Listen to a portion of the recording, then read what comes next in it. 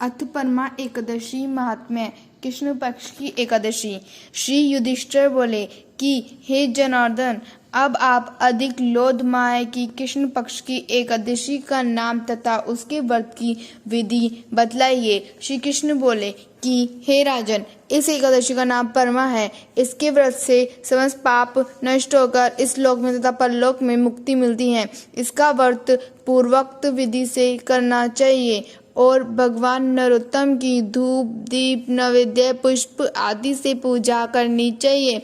इस एकादशी के विषय की एक मनोहर कथा जो कि महर्षियों के साथ कामिप्लय नगरी में हुई थी, कहता हूँ, आप ध्यान पूर्वक श्रवण कीजिए। काम्प्लिय नगर में सुमेधा नाम का एक ब्राह्मण रहता था। इसकी स्त्री पवित्रा अत्यंत पवित्र तथा पतिव्रता थी। वह किसी पूर्व जन्म के कारण अत्यंत दरिद्र थी। उसे भिक्षा मांगने पर भी भिक्षा नहीं मिलती थी। वह सदैव वस्त्रों से रहित होते हुए भी अपने पति की सेवा करती रहती। वह अतिथि को अन्न देकर स्वयं भूखी रहती और पति से कभी किसी वस्तु को नहीं कहती थी।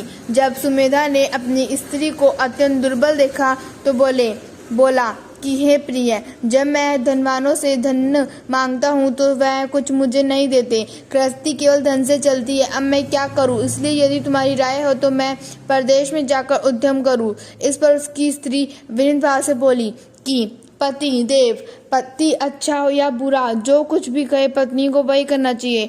पूर्व जन्म में जो मनुष्य विद्या और भूमि दान करते हैं उन्हें ही इस जन्म में विद्या और भूमि मिलती है। यदि कोई मनुष्य दान नहीं करता तो भगवान उसे केवल अन्न ही देते हैं। मैं आपको वियोग नहीं सह सकती। पति रहित स्त्री की संसार में माता पिता भ्राता ससुर तथा संबंधी आदि निंदा करते हैं, इसलिए आपको इसी स्थान पर रहना चाहिए। एक समय कौंडिन्य मुनि उस जगह आए। उनको आते देखकर सुमेधा सहित स्त्री ने प्रणाम किया और बोले, हम आज धन्य हैं। आज हमारा जीवन आपके दर्शन से सफल हुआ। उन्होंने उनको आसन तथा भोजन दिया। भोजन देने के पश्चात पवित्रा बोली कि हे मुनि, आप मुझे दरिद्रता का नाश करने का उपाय बतलाइए। मैंने अपने पति का प्रदेश में धन कमाने से जाने से रोका है। मेरे भाग्य से आप आ गए हैं। मुझे पूर्ण निश्चय है कि अब मेरी दरिद्रता शीघ्र ही नष्ट हो जाएगी। अतः आप हमारी दरिद्रता नष्ट करने के लिए किसी व्रत को बतलाइए। इस पर कौंडिन्य मुनि बोले कि मल मास की कृष्ण पक्ष की परमा एकादशी के व्रत से समस्त पाप दुख और दरिद्रता आदि नष्ट हो जाते हैं। जो मनुष्य इसका व्रत करता है वह धनवान हो जाता है। इस व्रत में नाच गाना आदि सहित रात्रि जागरण करना चाहिए। कुबेर को महादेव जी ने इसी व्रत के करने से धनाधिपति बना दिया। इसी व्रत के प्रभाव से सत्यवादी हरिश्चंद्र को पुत्र स्त्री और राज्य प्राप्त हुआ था। उस मुनि ने उसको एकादशी के व्रत की समस्त विधि क्या सुनाई। वह मुनि फिर बोले कि ब्राह्मण जी, पंचरात्रि व्रत इससे भी अधिक उत्तम है। परमा एकादशी के दिन प्रातः काल नित्य कर्म से निवृत्त होकर विधि पूर्वक पंचरात्रि व्रत का आरंभ करना चाहिए। जो मनुष्य 5 दिन तक निर्जला व्रत करते हैं वे अपने माता पिता और स्त्री सहित स्वर्गलोक को जाते हैं। जो 5 दिन तक संध्या को भोजन कराते हैं वे स्वर्ग को जाते हैं। जो मनुष्य स्नान करके 5 दिन तक ब्राह्मणों को भोजन कराते हैं उन्हें समस्त संसार के भोजन कराने का फल मिलता है। इस व्रत में जो घोड़े दान करते हैं उन्हें तीनों लोग दान करने का फल मिलता है। जो मनुष्य उत्तम ब्राह्मण को तिल सहित दान करता है वे तिल की संख्या के बराबर विष्णु लोक को जाते हैं। जो 5 दिन तक ब्रह्मचर्य पूर्वक रहते हैं वे देवगंगाओं के साथ स्वर्ग में भोग करते हैं। हे पवित्रे, तुम अपने पति के साथ इसी व्रत को करो, उससे तुम्हें सिद्धि प्राप्त होगी और अंत में स्वर्ग को जाओगी। कौंडिन्य मुनि के कहे अनुसार उन्होंने परमा एकादशी का 5 दिन तक व्रत किया। व्रत समाप्त होने पर उसने देखा कि राजकुमार उसके सामने खड़ा है। राजकुमार ने एक उत्तम गृह जो कि सब वस्तुओं से सजा हुआ था रहने के लिए दिया। राजकुमार उसको 1 ग्राम देकर अपने महल को चले गए।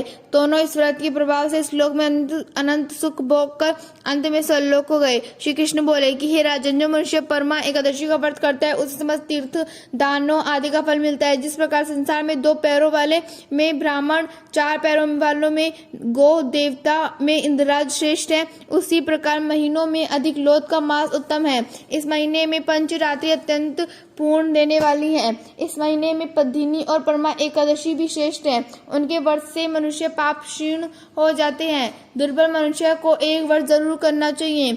जो मनुष्य अधिक मास स्नान तथा एकादशी व्रत नहीं करते उन्हें आत्मघात का पाप लगता है। यह मनुष्य योनि बड़े पुण्यों से मिलती है, इसलिए मनुष्य को एकादशी का व्रत अवश्य करना चाहिए। हे युधिष्ठिर, जो आपने मुझसे पूछा था सो मैंने आपको बतला दिया। अब आप इसका व्रत भक्तिपूर्वक कीजिए। जो मनुष्य अधिक मास लोथ की परमा एकादशी का व्रत करते हैं वे सरलोक में जाकर इंद्र के समान सुखों को भोगते हैं। इन तीनों लोकों में वंदनीय होते हैं। इति एकादशी व्रत महात्म्य कथा समाप्तम।